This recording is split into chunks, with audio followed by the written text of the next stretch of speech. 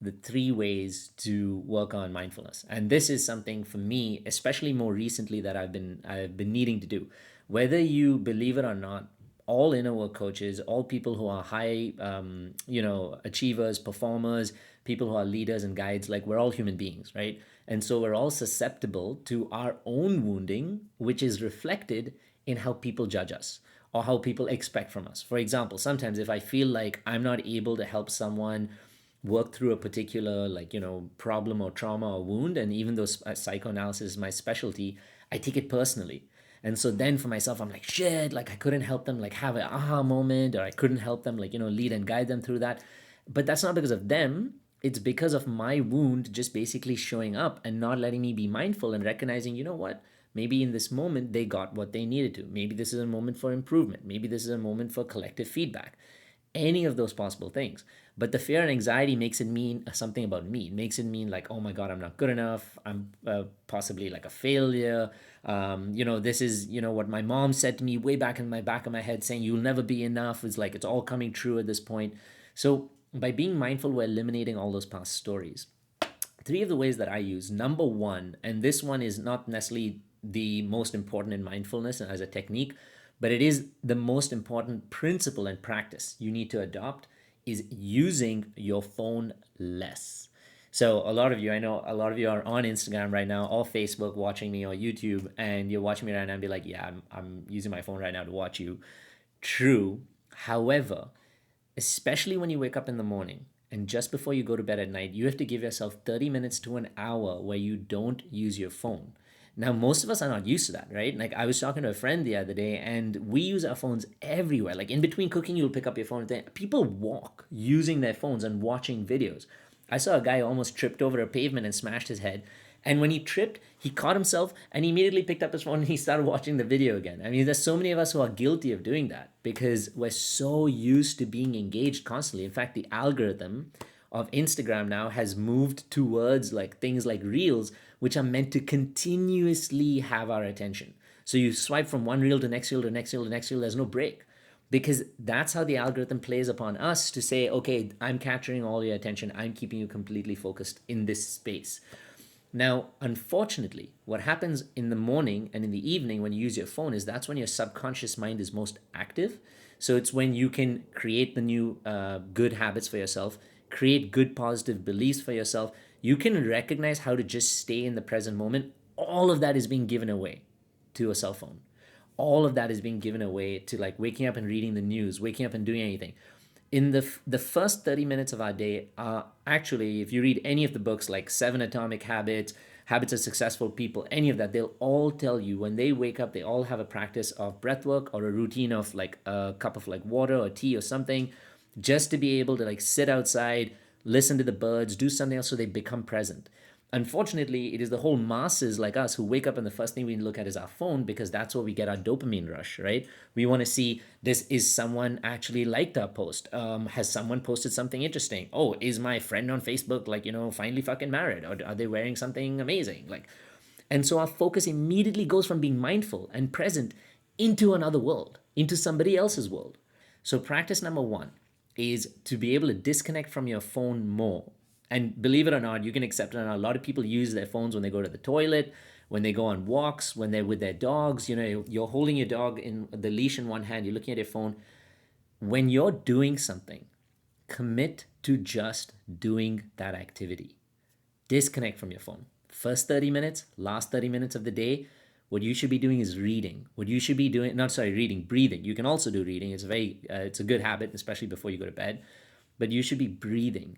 You should go inwards. You should listen to your body. When you wake up first thing in the morning and you open up your eyes, first think of your body and be like, what is my body telling me right now? What am I feeling right now? Open the windows, look outside. Say to yourself, today is going to be a beautiful day. I can feel the energy. Think of 3 things you're grateful for. Any of the stuff that brings your world back to you and not to a shitty device that you can hold in your hand or even like put on your lap. Because unfortunately, and this is shadow work. I don't blame the people who've created these devices and the algorithms and whatever, because they've created it to make their own businesses, right? And you can't fault someone for doing that. That's by faulting them for doing that. What we're doing at that point is saying my cause is superior to yours. but my will has to be superior to yours.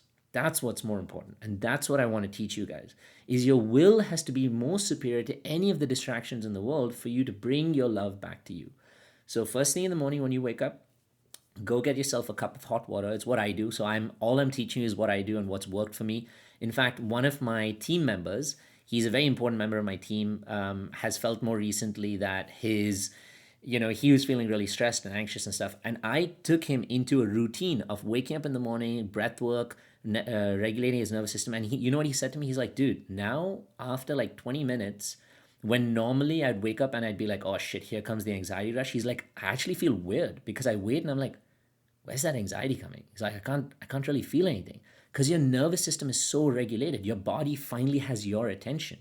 You're finally connected with who you are and what's going on. So in the morning, hot glass of hot water. Just sit with yourself. Sit outside if you can. I know it's very cold, so sit by a window if you're in a cold country or a cold place.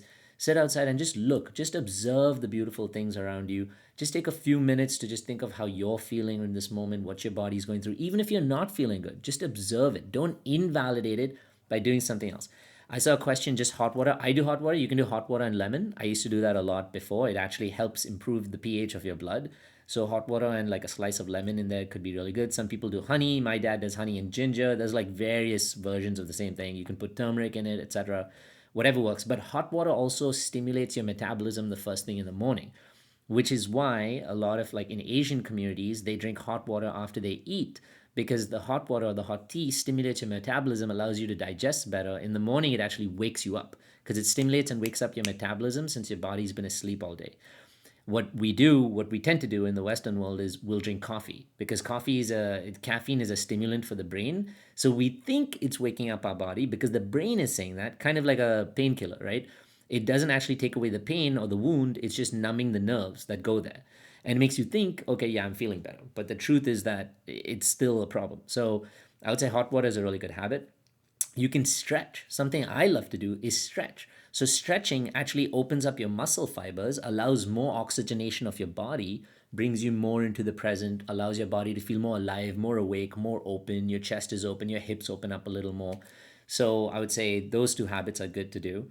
But point number one is please avoid your phone, especially if you're practicing something. Now, you can actually take moments where you dedicate time to your phone. And I'm not trying to be like some boring, like, anti-phone kind of, genocidal person who's like, no, don't fucking use your phone at any point. No, you can absolutely use your phone, but dedicate time for when you use your phone. So apart from calls, texts, naturally, I'm not boring enough to say like only use them for calls and texts. I mean, even my mom uses her phone for more than that.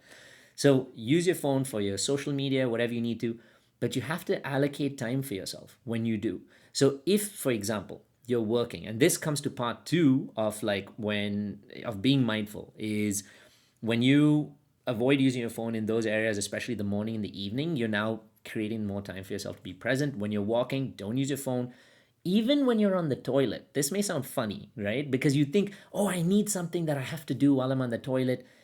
This is the weirdest thing to tell you, but you have to be present. Feel your body. Your body, even your bowel movements, sounds weird. Those are a part of you. That's what your body is like, waiting for you to just feel, to release, let go of. When you're in the shower, just feel the water running across your body and how you actually feel in the moment. It's a beautifully empowering feeling. So avoid using your phone in those areas where you don't need to. If you need little breaks, sit and use your phone, which leads me to point number two. Take little breaks. It depends on what kind of worker you are, but in today's world, we're so hyper stimulated by everything coming up like so quick. It's tough for me to say, spend 4 hours only concentrating on one thing and don't be distracted. I mean, that's utopian, right? That's not really going to work. Most of us are not going to get into that habit. So instead, take little breaks when you've performed little to moderate tasks. So, for example, when you're working, if you've finished, let's say, one or two, for me personally, when I finish a post, that's when I take a little break. If I don't take a break, what happens is I just get stressed from one thing to the next, to the next, to the next. So instead, I take a little break and then I'll scroll on like social media, whatever, but I give myself 2 to 3 minutes.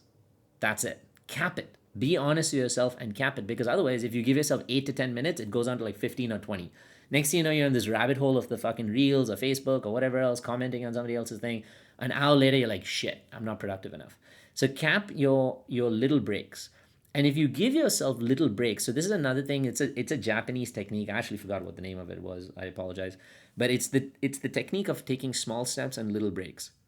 And what happens is when you give yourself little breaks, but you cap it at that, you feel more validated. You feel more validated that you're doing enough work and that you've taken enough time, like a little bit of time off. So you feel more rejuvenated to come back to it. So taking those little breaks to actually use your phone allows you to be present even when you're using your phone. So to reply to people, watch things, etc. But then you're willing to come back to work, 100%. The second one, and this one is something that I read in a Paulo Coelho book. I believe it was in the book called The Pilgrimage, and it is without a doubt one that has absolutely changed my mind. So the second technique to stay really present is go on a walk. Walks are such a phenomenal way for you to not only you have all your senses kind of get like peaked when you're going on a walk. So it's sound, seeing, feeling with your feet, the weather, the wind, everything is against your skin. The book is called The Pilgrimage by Paulo Coelho. He's got some beautiful tools in there. But when you go for a walk, this is called the mindfulness walk. I used to teach this actually in the Gauntlet a lot. I don't teach this particular one as much, but it's something I love. Spend maybe at the start, you can spend 10 minutes and you can go up to like maybe 30 minutes if you'd like for yourself. But spend 10 minutes just going on a walk with yourself. You don't have to go with anybody else. A nice slow walk. So this is the thing. You're not going to a destination. Your aim is not to go get something. The aim of this walk is just to walk. Crazy, right? Most of us are like, oh, well, I got to go get something. I got to do something. I have to feel hyper productive. The name of the principle of this is just to be present on your walk. So when you walk at half the pace that you'd normally walk at. So now you're walking slower. You're slowing down your life. Walk at half the pace you'd normally walk at. Observe everything around you. So when you're walking, you can observe right from the way you're breathing to you can observe like what's going on around you, the leaves, the way they're rustling, the color of the leaves, if there's a dog around, if there's babies like laughing or crying. Observe everything. What this is actually teaching you to do is, like I said, we're so used to our minds being overactive, and we think that's a good thing because, especially in like the Western world, we validate productivity way too much, and we think that a person's value comes from how productive they are, how much money they have, how much they own, how successful they are in business, not as who they necessarily are as human beings. And so we think, therefore, I have to be hyperactive, I have to be doing something all the time, I have to be moving all the time to be valid. But on this walk, what you're learning to do is just to be yourself, to feel validated being you, to feel happy just doing what you're in, being in your space. You, every single one of you, is a gift. You're a gift to this planet, to the universe, to yourself, to your parents, to your children. You have to recognize the value of the gift, which is meaning recognizing the value of you. So going on this walk, a nice slow walk where you're just connected with yourself, observing things around you, it allows you to just bring yourself back into the present. Observe your breathing if you'd like. Observe like what everything looks like around you. Don't think about, oh, what should I make for dinner? What should I do here? What time should I go there? What do I have to pick up? It's just about doing this walk. Now, you do this walk one time. This is another problem that I've noticed in the inner workspace. A lot of people jump on and they'll be like, oh, yes, I tried this, but it didn't actually help me. Yeah, how many times did you try it? How consistent were you with trying it? How efficient were you when you were attempting it? In most cases, someone will be like, yeah, I did it twice, maybe. And then I just didn't have time to do it anymore because you didn't have time to prioritize yourself. You didn't make you and your mindfulness a priority. So do that exercise at least, I would say 4 or 5 times a week. I used to do it, especially when I went through one time a really bad breakup and my mind was constantly fucking rolling. This is many years ago, constantly like, what am I going to do? I'm worthless. Like, I won't find anybody, all of that shit. I said I had to get out of this mindset. And I used to go for these walks. And before I went to bed, when my subconscious was most active, I'd go for these little walks and I'd observe everything. And then when I was done with it, I'd pick 3 things I was really grateful for, which would again help elevate my vibration. And then I would go to bed. Because that's what I was trying to do when I went to bed, deep into my REM cycle, my subconscious into dreaming, is to bring all of this positive, like present feeling. That tool number 2, probably my most important and favorite one. And tool number 3, to get into mindfulness, is breathing. So whenever you are caught in a moment where you're stressed, at any point where you're caught in a moment where you may feel anxious, even in a moment where you're feeling triggered, don't just breathe, focus on your breath. So a yoga teacher taught me a really powerful and efficient tool when breathing. Excuse me. And I'm going to teach you a couple of them in this in this few seconds right here. These are really easy ones. So if you have a notebook and pen, write these down and you can take these with you. Number one was, he said, focus on the tip of your nostril. Now, most of us, when we're breathing, we take it for granted, right? It's kind of like drinking water. You take it for granted. Eating, you don't. You're just watching something else and doing whatever you're doing. Someone said your breath is your anchor. Do you know that the first thing a baby does when it comes out of its mother's womb is what? Breathe. It takes breath in. So it's like, that's how it creates its life separate from the mother. So that's actually one of the most foundational things you need in that moment, is not food, not nutrition. You actually need breath for your entire body to function. So anyway, coming back to breathing, close your eyes and you can focus on the tip of your nose. So actually look down, if you want, at the tip of your nose and try and think of what your nostrils look like when you're breathing in and then when you're breathing out. When you're breathing out and breathing in, if you focus on the tip of your nose, you'll be able to focus on how sensitive your nostrils are to air, cold air going in and warm air going out.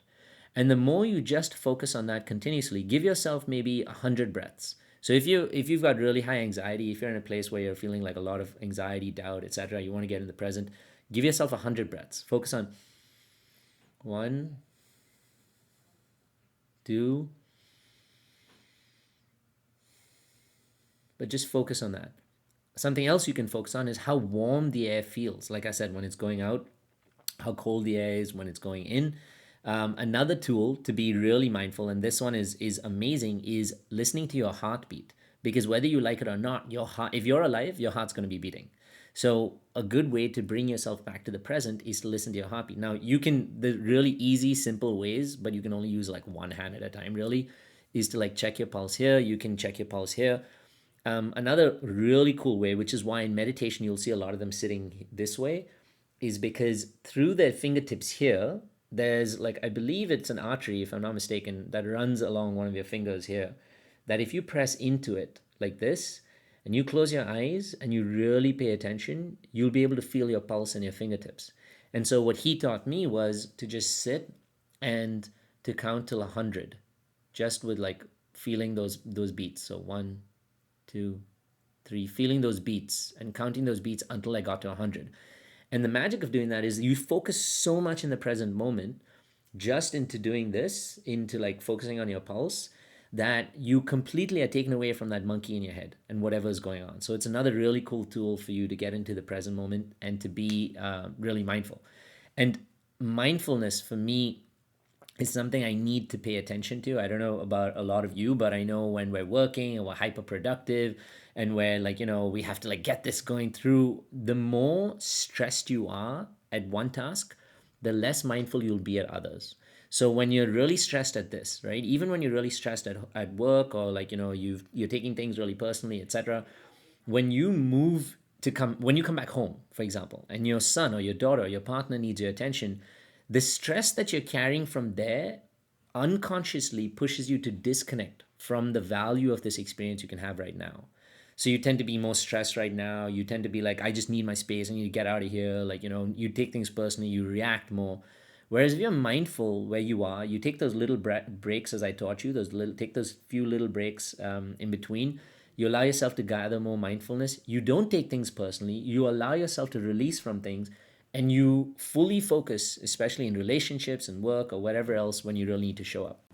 If you like this video, click below to like, to share, to subscribe, to do all of those things. Follow this page, because we have so many more videos with this kind of magic, so to speak, inner work magic coming out. And more importantly, if you found value in this, share this with all your friends. Much love to you.